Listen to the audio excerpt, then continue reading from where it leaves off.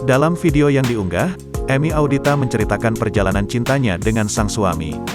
Emi Audita diketahui baru berusia 25 tahun. Sedangkan Kapten Johan sudah cukup matang yakni 46 tahun. Emi Audita sendiri tak mempermasalahkan perbedaan tersebut. Setiap ke mall benar-benar orang tiu ngeliatin sampai muter kepala banget. Itu anaknya sama bapaknya kali ya? Itu ceweknya muda banget, tulisnya dalam akun TikTok @amyuadita.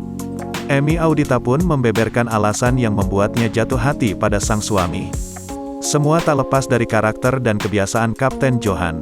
Menurut Emi Audita, Kapten Johan sangat dekat dengan orang tuanya. Ia pun beranggapan kalau pria berusia 46 tahun tersebut kelak akan menyayangi keluarganya. Tak hanya mendekati Emi Audita, Kapten Johan juga merebut hati calon mertuanya kala itu. Melihat ketulusan Kapten Johan, Ibunda Emi Audita pun langsung memberikan restunya.